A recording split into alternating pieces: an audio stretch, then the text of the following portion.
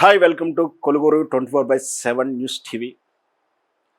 నువ్వు నేర్పిన విద్యే నిరజాక్ష అని ఏదైతే నువ్వు ఏ విధంగా అయితే విమర్శిస్తూ వస్తున్నావో ఇన్నాళ్ళు, ఏదైతే రాజకీయం కోసం దిగజారి విమర్శలు చేస్తూ వచ్చారో, వ్యక్తిగతంగా కుటుంబ పరంగా వ్యక్తులను హననం చేస్తూ నీచ రాజకీయాలు చేసి వాళ్ళకి లేని కర్మను అంటగట్టేసి కర్మ రిటర్న్స్ అంటూ రకరకాల ట్రోల్ చేసిన వాట్సాప్ యూనివర్సిటీ ఇప్పుడు అదే ఆరోపణలు ఎదుర్కొంటుంది.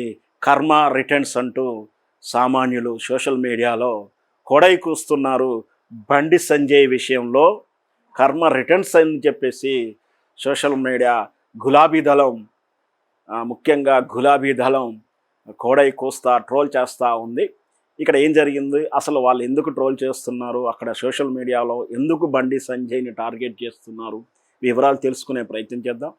నేను మొదట్లో చెప్పినట్టే వాళ్ళు నేర్పిన విద్య ఈ కర్మ రిటర్న్స్ అని ట్రోల్ చేయడం అనేది. ఈ కర్మ రిటర్న్స్ అనేది మనందరికీ తెలిసిందే.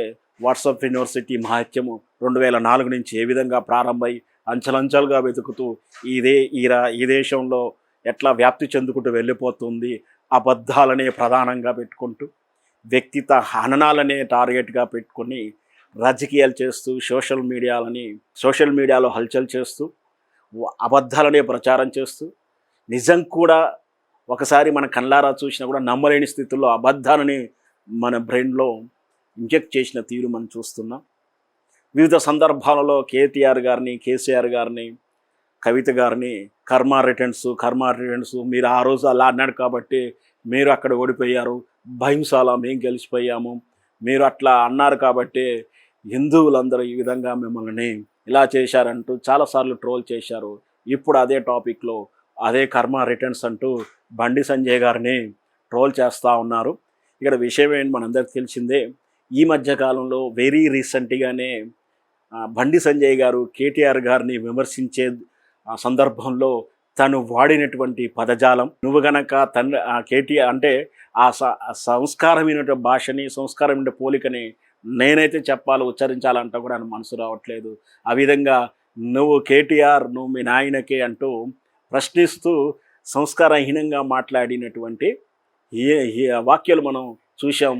ఆ వాక్యాల తడి ఆరకముందుకే వెంటనే 2-3 రోజులకే తన కుమారుడి మీద అత్యాచారం, అంటే బాలిక అత్యాచారం, తక్కువ వయస్సు కలిగినటువంటి బాలికల మీద, అమ్మాయి మీద అత్యాచారం, బెదిరింపులు, చాలా రకమైన అప్లికేషన్స్ తోటి కేసు నమోదవడంతో తల్లడిల్లిపోతూ ఉన్నాడు.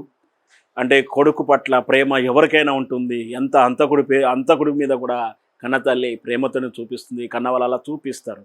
కానీ బాధ్యత గల పదవిలో ఉన్నప్పుడు మనం చట్టాన్ని గౌరవించాల్సి వచ్చినప్పుడు తీసుకెళ్ళి అరెస్టు చేయించకుండా దాచి ఇంకా కేసు కాకుండా ఒత్తిడి చేయడం, కేసు కంటే రిటర్న్స్ కేసు పెట్టడం, తర్వాత ఆ కేసులో లొసగులు అడ్డం పెట్టుకొని బెయిల్ తీసుకొని బయటికి రావాలని ప్రయత్నం చేయడం, ఈ అంతా 4-5 రోజుల డ్రామాలో జరగాల్సిన డ్యామేజ్ జరిగింది. అందరూ కూడా కర్మ రిటర్న్ అయింది.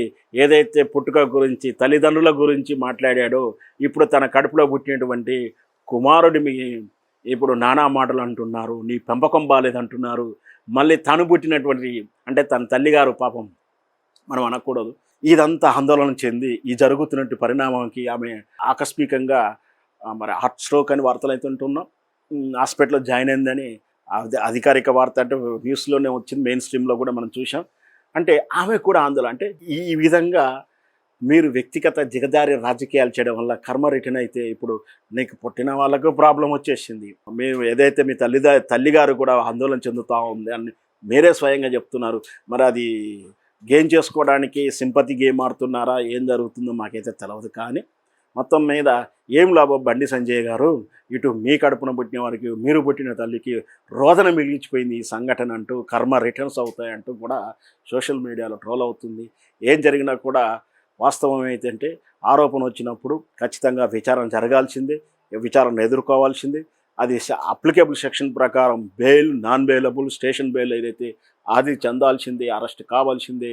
అరెస్ట్ అయ్యి జైలుకి వెళ్ళి విచారణ ఎదుర్కొని కోర్టు ద్వారా నిరూపించుకోబడి బయటికి రావాల్సిన ఈ సమయంలో తానుకున్నటువంటి పలుకుబడితోటి కొడుకుని అరెస్ట్ కాకుండా చూడాలనే తాపత్రయంలో వల్లనే జరిగిన పొరపాట్ల వల్లనే ఇంత అప్రతిష్ట మూటగట్టుకోవడం పాటు ఇన్ని విమర్శలకు లోను కావాల్సింది బండి సంజయ్ గారు ఇప్పటికైనా తన కొడుకుని తానే నిన్న రేవంత్ రెడ్డి గారు చెప్పినట్టు చేతులు పట్టుకోనో తీసుకొచ్చి పోలీసులకు ఒప్పచెప్తే నిజంగా కడిగిన ముత్యంలా బయటకు వస్తాడు. నేరం చేయకపోతే, నేరం చేస్తే ఖచ్చితంగా దానికి చట్ట పరిధిలో ఏం జరగాలో అది జరుగుతుంది. అప్పుడైతేనే మీ పదవి తగ్గటువంటి, హోదా తగ్గటువంటి ప్రవర్తన ఉన్నట్టుగా రేపు రాబోయే రోజుల్లో మీ మీద విశ్వసనీయత పెరిగేటువంటి అవకాశాలు ఉంటాయి.